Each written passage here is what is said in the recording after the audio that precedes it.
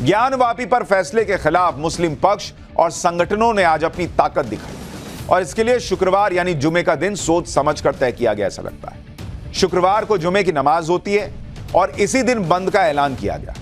बंद का असर मुस्लिम इलाकों में साफ तौर पर देखा गया। दूसरी तरफ ज्ञानवापी मस्जिद में आज नमाज पढ़ने वालों का हुजूम उमड़ पड़ा। क्या अपनी ताकत दिखाने के लिए बंद का ऐलान किया गया था ताकि ज्यादा से ज्यादा संख्या में मुसलमान ज्ञानवापी पहुंचे और नमाज पढ़ सकें? क्योंकि भाई कोई दुकान में रहेगा तो थोड़ी आ पाएगा। आम दिनों की तुलना में कहा जा रहा है कि आज ज्ञानवापी परिसर में 4 से 5 गुना ज्यादा नमाजियों की भीड़ पहुंची हुई, 4 से 5 गुना ज्यादा। और इसीलिए वहां चर्चा हो रही थी कि बॉस ये तो शक्ति प्रदर्शन टाइप लग रहा है। एक बार वाराणसी से हमारे सहयोगी की ग्राउंड रिपोर्ट देखिए कि आज क्या माहौल बन गया था वहां जुमे के दिन।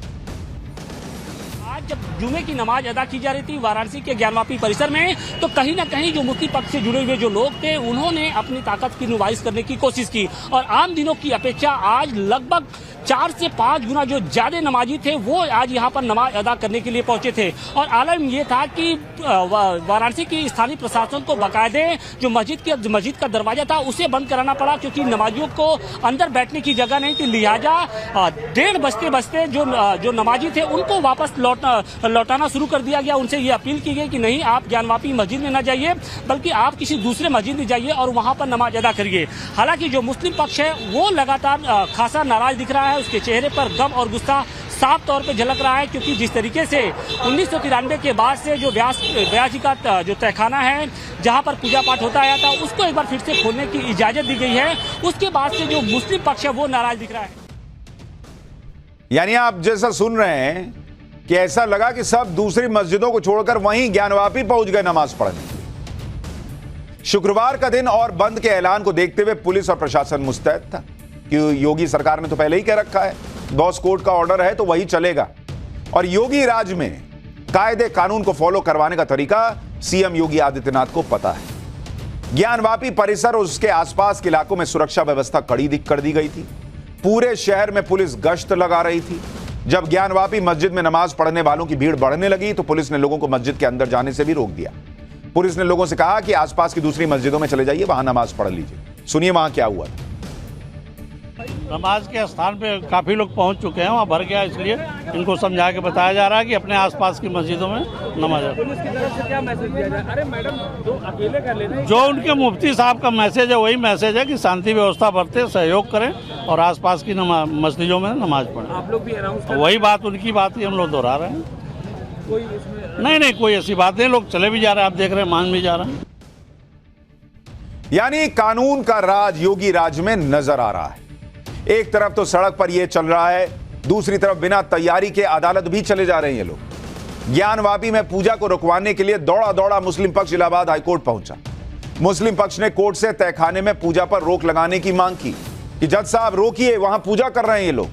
हाईकोर्ट ने मुस्लिम पक्ष से कहा कि 17 जनवरी को जिला कोर्ट ने डीएम को रिसीवर नियुक्त किया था, तो जिला कोर्ट के उस आदेश को मुस्लिम पक्ष ने चुनौती क्यों नहीं दी? क्यों नहीं दी 17 को चुनौती? जब तक उस आदेश को चुनौती नहीं देंगे तब तक यह अपील कैसे सुनवाई योग्य होगी? मतलब कोई काम पूरा से किए नहीं लेकिन दौड़े दौड़े कोर्ट के पास चले गए। इसके बाद हाईकोर्ट ने मुस्लिम पक्ष से याचिका में संशोधन करने के लिए कहा। मुस्लिम पक्ष ने कहा कि उनकी टेंशन 7 घंटे में डीएम द्वारा पूजा की व्यवस्था को लेकर है, जबकि कोर्ट ने 7 दिन का समय दिया था। मुस्लिम पक्ष ने कहा कि वो संशोधित आवेदन पेश करेंगे, लेकिन तब तक पूजा के फैसले को रोक दीजिए सर और वहां यथास्थिति बना दीजिए। हिंदू पक्ष के वकील विष्णु जैन ने कहा कि मुस्लिम पक्ष ने 17 जनवरी के आदेश को चुनौती नहीं दी है। हिंदू पक्ष ने कहा कि 31 जनवरी को वाराणसी जिला अदालत ने जो फैसला दिया वो सही फैसला है। दोनों पक्षों को सुनने के बाद हाईकोर्ट ने पूजा पर रोक लगाने से मना कर दिया। ज्ञानवापी तहखाने में पूजा होती रहेगी, यह कोर्ट ने कह दिया। मुस्लिम पक्ष के संशोधित आवेदन पर अब 6 फरवरी को फिर से सुनवाई होगी। यानी अपना होमवर्क किए नहीं, कुछ किए नहीं, दौड़े दौड़े पहुंच गए कि सर कोर्ट आप बस पूजा रुकवा दीजिए, और कहते हैं आस्था पर फैसला कोर्ट कर रहा है। अरे बॉस, आस्था तो आपकी ना जागी हुई है, और कह रहे हैं कि 7 दिन का वक्त कोर्ट ने दिया था। तो कोर्ट ने यह कहा था कि 7 दिन के पहले 7 घंटे में पूजा नहीं कराई जा सकती। कोर्ट ने कहा था कि मैक्सिमम 7 दिन में पूजा की व्यवस्था कीजिए। योगी सरकार ने कर दिया 7 घंटे में। हालांकि हाईकोर्ट से भी मुस्लिम पक्ष को कोई राहत नहीं मिली, और इसी के बाद मुस्लिम संगठनों ने प्रेस कॉन्फ्रेंस की और न्यायिक प्रणाली पर सवाल उठा दिए। आप देखिए कितना खतरनाक ये सब काम हो रहा है कि इन्होंने जुडिशरी पर अब सवाल उठाना शुरू कर दिया। All India Muslim personal law board के अध्यक्ष मौलाना सैफुल्लाह रहमानी ने तो यहां तक कह दिया कि अगर मुसलमान मंदिरों को गिराकर मस्जिद बनाते तो क्या देश में इतने मंदिर होते? सुनिए एक बार इन लोगों को। ये जो बात कही जाती है ज्ञानवापी मस्जिद या बाद और मस्जिदों के सिलसिले में कि मुसलमानों ने किसी दौर में मस्जिद को गिराकर मंदिर बनाया, मंदिर गिराकर मस्जिद बनाई, ये बिल्कुल गलत है। हिंदुस्तान में जितने पुराने मंदिर हैं, हज़ारों साल से हैं, हमारे हिंदू भाइयों के मुक़द्दस मकामात, कई मुसलमान ख़ानदानों की हुकूमतें आई और गई, कभी किसी ने उसकी एक ईंट खुरचने की कोशिश नहीं की। तो अगर मुसलमानों की यह सोच होती कि हम दूसरों की इबादतगाह पर ज़बरदस्ती कब्ज़ा करके उसको मस्जिद बना लें, तो क्या ये मंदिर मौजूद होते, ये दूसरी इबादतगाहें मौजूद होती? कोई इनसे पूछे कि क्या इनको इतना भी इतिहास नहीं पता कि जो आक्रांता आए, जो मुगल आए, वो क्या पूरे हिंदुस्तान पे राज कर रहे थे? क्या ये इस भ्रम में है कि वो पूरे हिंदुस्तान में राज कर रहे थे? इसलिए हिंदुस्तान में कई जगहों पर मंदिरें जो हैं वो बच गईं क्योंकि आक्रांता वहां तक पहुंच नहीं पाए। और जिन आक्रांताओं ने मंदिर तोड़े, लूटे, उनका जिक्र है, उनके बारे में लिखा है हिस्ट्री में बॉस। तो कोई एहसान न जताइए कि जो मंदिर बचे हुए हैं वो तो अगर तोड़ा गया होता तो सब टूट गया होता। सब कैसे टूट गया होता बॉस? पूरे इंडिया में छाए हुए थे क्या? मतलब फैक्ट पे बात ही नहीं हो रही है। जब से कोर्ट ने ज्ञानवापी में पूजा का आदेश दिया है तब से मुस्लिम संगठन फुल एक्टिव है। कल दिल्ली में एक मीटिंग हुई थी, आज भी दिल्ली में 5 मुस्लिम संगठनों ने प्रेस कॉन्फ्रेंस की।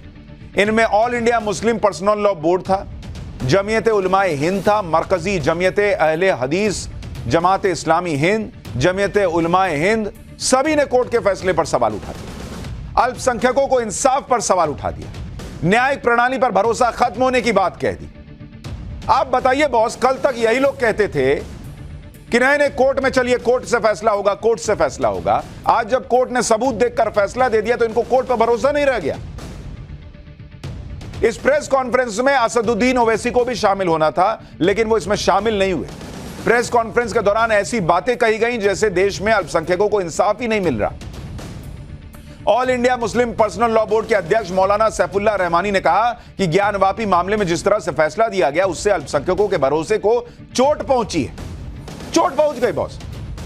इतने साल से वहां पूजा होती रही, फिर 93 से बंद हो गई। हिंदुओं को तो चोट नहीं पहुंचती कभी, इन लोगों को लगता है। सुनिए एक बार क्या कह रहे हैं वो। भारत में 14% मुसलमान जो आबादी के लिहाज से 17 करोड़ आते हैं, वो आज पिछले 10 साल में नरेंद्र मोदी की सरकार में अपने आप को एक गैर यकीनी कैफियत में पाते हैं। अपने सोचते हैं कि हमारी शनाख्त को ख़तरा है, हमारे वजूद को ख़तरा है।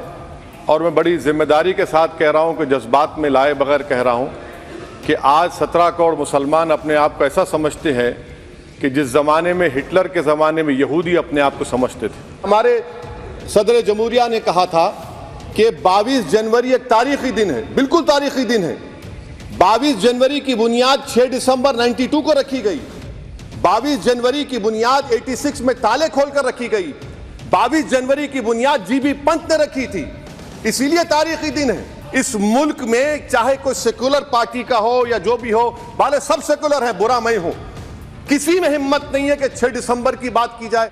आज मुल्क के 17 करोड़ मुसलमान भारत के वजीर आजम पर एतमाद भरोसा नहीं करते, बिल्कुल नहीं करते, बता रहा हूं, खुल के कह रहा हूं कि कोर्ट ने इस वक्त जिस जल्दबाजी में फैसला किया और उसमें पूजा की इजाज़त दी, दूसरे फरीक को बहस का मौका भी नहीं दिया गया। ये बात बहुत ही, इसकी वजह से अदालतों और जो इंसाफ देने वाले इदारे हैं उनके भरोसे को चोट पहुंची है।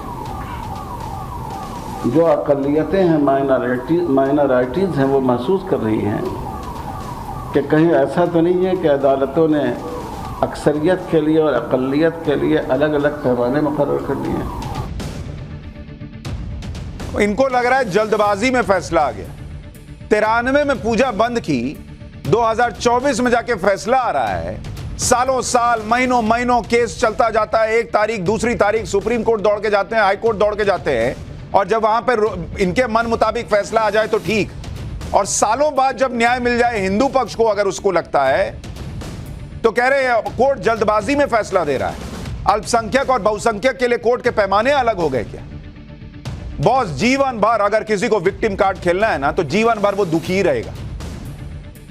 कोर्ट में हिंदू पक्ष भी सबूत रख रहा है, आप भी सबूत रख रहे हैं। नहीं पसंद आ रहा फैसला, जो कहना है कहिए, लेकिन कोर्ट पे तो कम से कम सवाल मत उठाइए। कुछ लोग कह रहे हैं एक तरफा फैसला। अरे बॉस, फैसला तो हमेशा एक तरफा ही होता है, दोनों तरफ का फैसला आता है क्या? कभी आपने सुना है कि इस आदमी को बाइज्जत बरी करते हैं, इसने चोरी नहीं की, लेकिन इसको 5 साल की सजा भी देते हैं क्योंकि इसने चोरी की है? अरे फैसला तो एक ही पक्ष में आएगा, या तो चोरी की नहीं की, या तो मुस्लिम पक्ष के पक्ष में फैसला आएगा मुस्लिम की तरफ, या हिंदू पक्ष की तरफ आएगा। एक तरफा फैसला तो हमेशा एक तरफा होगा, दो तरफा कैसे होता है भाई फैसला?